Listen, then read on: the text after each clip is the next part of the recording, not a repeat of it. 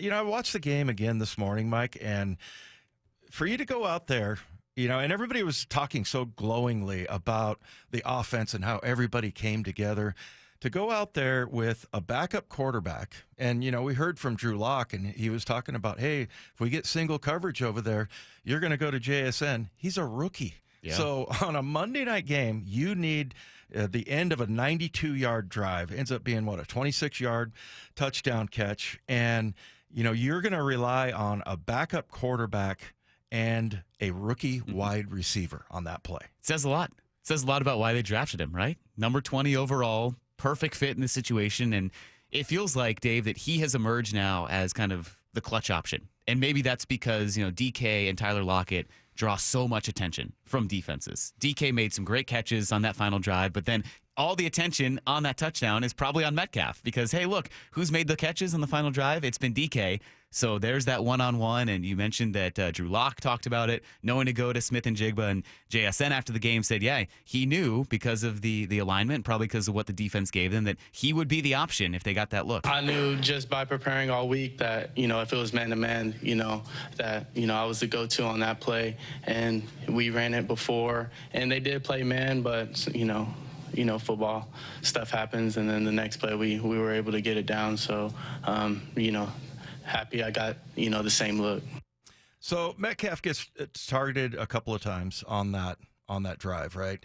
And then I think Lockett maybe once, one target maybe on the way down, and it was like I think he threw one in the dirt kind of because he went 5 for 10 on that. But then to go to JSN, and the reason I'm bringing those other guys up is we spent a lot of time talking about we got to get the tight ends more involved, which they did throw it to Fant and he did drop it, but now all of a sudden Tyler Lockett's kind of the guy that, and he had 9 targets, 3 receptions.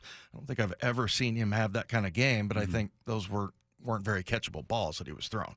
But now all of a sudden, you're kind of wondering like, well, what about Tyler Lockett? Where's he going? Because you got JSN, and it's almost like you have too many targets to spread it around and get one guy, over 100 yards receiving. Well, that was the question we brought up. I think we still are trying to figure out over the course of this offense when they'd struggled.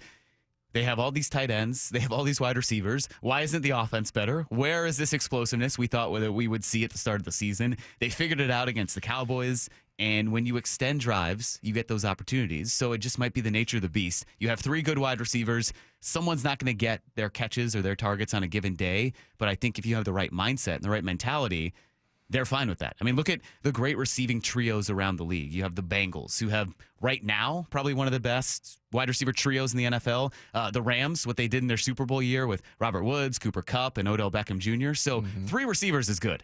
You want to have 3 receivers, and it makes it pretty much impossible to put guys on a body because that's what you end up with. JSN, in a situation like that, single coverage on a guy who was beatable, and he couldn't cover him, and you get that because all the attention is on DK and on Lockett. Yeah. Well, and I think, the other good dynamic about that is if there's anybody that's better to kind of endure not getting targets, it's Tyler Lockett, right? Yeah. He's the nicest guy in the world. So anyway, yeah. Well, hopefully they're able to get him some more targets, and he did get 9, but he only had 3 catches, so it just wasn't his night. But yeah, it's nice having all these weapons, and I feel like I felt at the beginning of the year that like, okay, how are they going to distribute the ball? They've got so many guys, and Walker played really well too.